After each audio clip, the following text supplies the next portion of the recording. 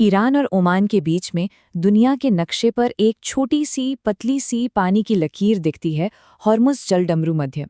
देखने में यह शायद उतनी खास ना लगे, लेकिन जैसा कहते हैं ना, जो दिखता है हमेशा वैसा होता नहीं।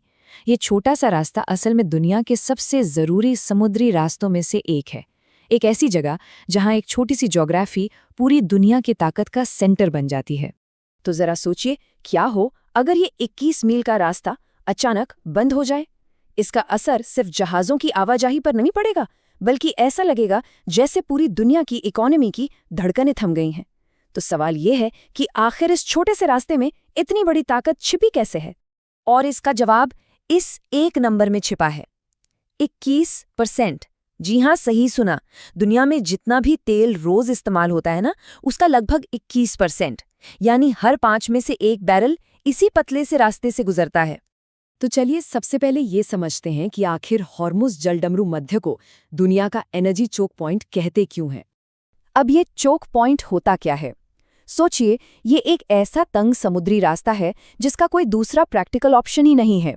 मतलब अगर यहाँ जाम लग गया या कोई रुकावट आ गई तो बस पूरी दुनिया की एनर्जी सप्लाई चेन की गाड़ी पटरी से उतर सकती है। हॉर्मुज़ इसका सबसे बड़ा उदाहरण है। और देखिए, बात सिर्फ तेल तक ही सीमित नहीं है, और यही इसे और भी ज्यादा खतरनाक बना देता है। दुनिया का करीब 1/4 तेल तो यहाँ से जाता ही है, लेकिन साथ ही लगभग 20% लिक्विफाइड नेचुरल गैस यानी LNG भी यहीं से होकर गुजरती है। सोचिए, कतर जो दुनिया का सबसे बड़ा LNG एक्सपोर्टर है, उसका तो लगभग सारा का सारा गैस एक्सपोर्ट इसी एक रास्ते के भरोसे है। तो सवाल ये उठता है कि इतने बिजी और इतने तंग रास्ते पर इतना सारा ट्रैफिक मैनेज कैसे होता है?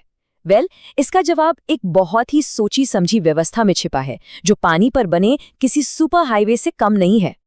इसे कहते हैं ट्रैफिक सेपरेशन स्कीम या TSS।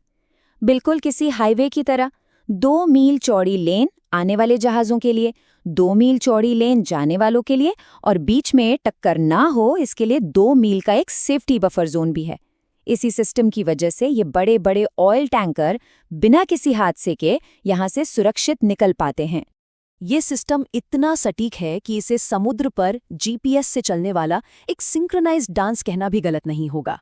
हर जहाज को पता है कि उसे अपनी लेन में कहाँ रहना है, जिससे दुनिया के सबसे व्यस्त समुद्री रास्तों में से एक पर व्यवस्था बनी रहती है। लेकिन इस सारे सिस्टम और ऑर्डर के बावजूद हॉर्मुज़ का पानी हमेशा से ही गर्म रहा है। मतलब ये इलाका हमेशा से जियोपॉलिटिकल टेंशन का एक हॉटस्पॉट रहा है। इसका इतिहास टकराव और लड़ाइयों से भरा पड़ा है। अगर हम इतिहास में झांकें तो 1980 के दशक में ईरान-इराक युद्ध के दौरान यहाँ टैंकर वॉर शुरू हो गया था। दोनों देश एक दूसरे के तेल टैंकरों को निशाना बना रहे थे, जिससे पूरी दुनिया की तेल सप्लाई हिल गई थी। फिर आया साल 1988, जब एक बहुत ही दुखद हादसा हुआ। अमेरिकी नेवी ने गलती से ईरान की एक पैसेंजर फ्लाइट को मिसाइल से गिरा दिया, जिसमें 290 आम नागरिक मारे गए। उस घटना ने अमेरिका ईरान के रिश्तों पर ऐसा जख्म दिया जो आज तक नहीं भरा है, और ये तनाव आज भी कम नहीं हुआ है। ईरान बार बार इस रास्ते को बंद करने की धमकी देता है और व्यापारिक जहाज़ों को अपने कब्जे में लेता रहता है। ईरान इस इलाके में अपना कंट्रोल दिखाने के लिए कई तरह की टैक्टिक्स अपनाता है, जैसे पानी में बारूदी सुरंगें बिछाना, छोटी तेज नावों से हमला करना, या फिर जहाज़ों की GPS सिग्नल को ही जैम कर देना। और इसके जवाब में दुनिया की बड़ी ताकतें, खासकर अमेरिका, अपनी नेवी को यहाँ गश्त पर रखती हैं, ताकि ये रास्ता खुला रहे और व्यापार चलता रहे। तो अगर कभी हॉर्मुज़ में कोई बड़ी गड़बड़ हो जाए तो इसका असर पूरी दुनिया पर कैसे पड़ेगा? यह बिल्कुल एक डोमिनो इफेक्ट की तरह है। एक गिरा तो सब गिरेंगे, और ये पूरी ग्लोबल इकोनॉमी को हिलाकर रख सकता है। तो ये सारी एनर्जी आखिर जाती कहाँ है? जरा देखिए, लगभग 80 से 90% एक्सपोर्ट सीधा जाता है एशिया के बाजारों में। चीन, भारत, जापान और साउथ कोरिया, ये वो बड़े बड़े देश हैं जिनकी पूरी इकोनॉमी की गाड़ी इसी एक रास्ते से आने वाले तेल और गैस पर चलती है। तो आप समझ सकते हैं कि यहाँ की जरा सी भी हलचल का सीधा असर इन देशों की फैक्ट्रियों से लेकर आम लोगों के घरों तक पड़ता है। और अगर सबसे बुरा होता है, मतलब अगर ये रास्ता लंबे समय के लिए बंद हो जाता है, तो एक्सपर्ट्स का मानना है कि कच्चे तेल की कीमत $100 प्रति बैरल के पार चली जाएगी, और शायद उससे भी कहीं ज्यादा। और इसका हम सब पर क्या असर पड़ेगा? सीधा मतलब है पंप पर महंगा पेट्रोल और डीजल, सामान लाने ले जाने में देरी, जिससे दुकानों में चीजों के दाम बढ़ जाएंगे, और कुल मिलाकर पूरी दुनिया में महंगाई की एक नई लहर आ जाएगी। ये एक ऐसी सुनामी होगी जो हर किसी तक पहुंचेगी। तो इतना सब जानने के बाद मन में एक सवाल तो आता ही है, क्या इसका कोई और रास्ता नहीं है? क्या दुनिया होर्मुज को बाईपास नहीं कर सकती? हाँ, कुछ विकल्प तो हैं, लेकिन बहुत ही लिमिटेड। जैसे सऊदी अरब के पास एक ईस्ट वेस्ट पाइपलाइन है जो तेल को रेड सी तक ले जाती है।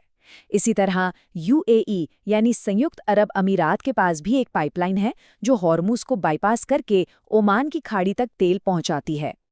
लेकिन, और ये लेकिन बहुत बड़ा है, ये दोनों पाइपलाइनें मिलकर भी हॉर्मुज से जाने वाले तेल का एक छोटा सा हिस्सा ही संभाल सकती हैं। और सबसे ज़रूरी बात, एलएनजी यानी लिक्विफाइड नेचुरल गैस के लिए तो कोई पाइपलाइन वाला विकल्प है ही नहीं। मतलब एलएनजी के लिए दुनिया पूरी तरह, और मेरा मतलब है पूरी तरह से हॉर्मुज पर ही निर्भर है। तो ये सारी कहानी हमें एक बहुत बड़े सवाल पर लाकर खड़ा कर देती है। क्या वाकई पूरी दुनिया की इकॉनमी सिर्फ 21 मील चौड़ी पानी की एक पतली सी पट्टी पर एक चाकू की धार पर टिकी हुई है? ये वो सवाल है जिसका जवाब आने वाले वक्त में दुनिया की राजनीति और हमारी ऊर्जा सुरक्षा का भविष्य तय करेगा।